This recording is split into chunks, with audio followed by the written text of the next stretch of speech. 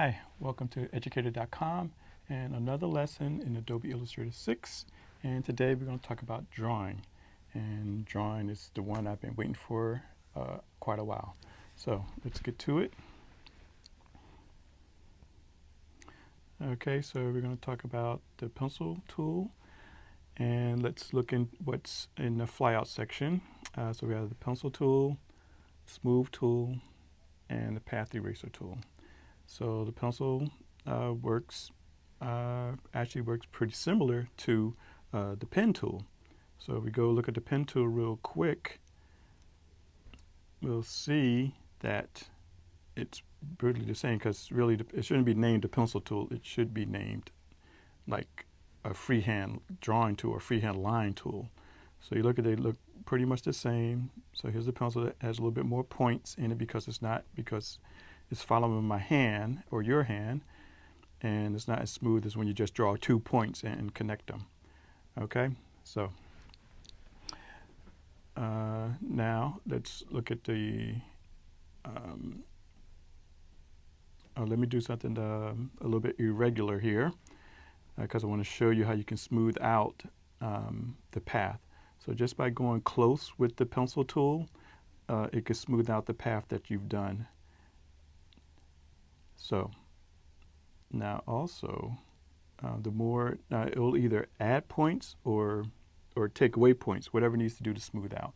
Now also you have the smooth tool, which I showed you earlier, and that does the same thing.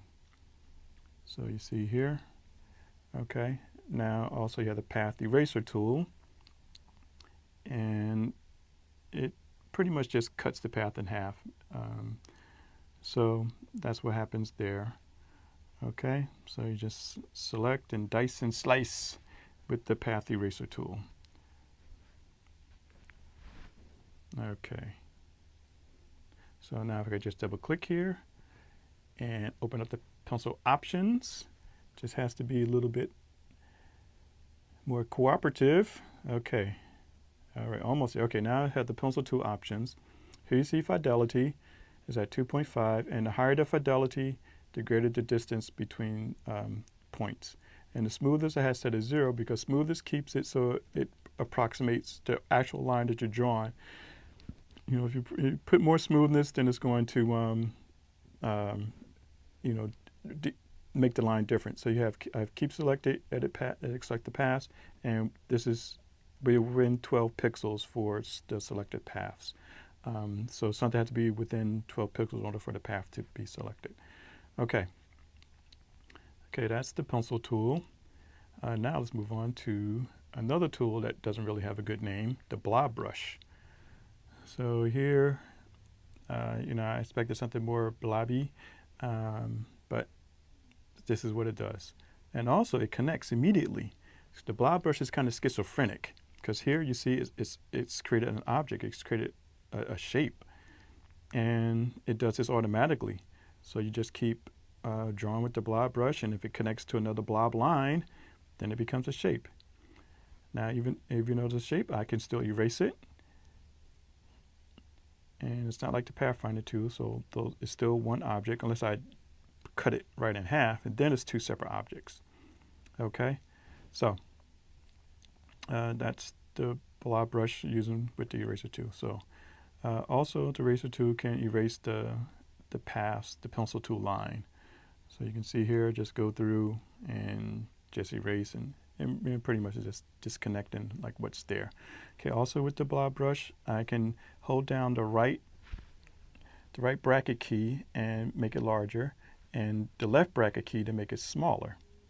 Okay, so you have some variety in size. You can do that on the fly while you're drawing, as I just showed you.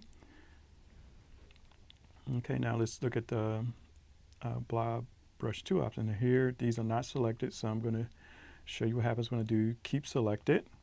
And okay, so now when I draw, it stays selected, unlike before. Let me get a little bit larger, and you see that they're selected. Now let me change the selection boundaries so you can see them a little bit. So go into layer options, change this color to yellow, click OK, and now you can see that the selection as it's being made. Okay, so now you see that's selected with another blob line, and this is selected with another one. Now let's go back into the brush 2 options. Now merge only with selection, and let me show you what happens there. So now it doesn't connect with any blob shape.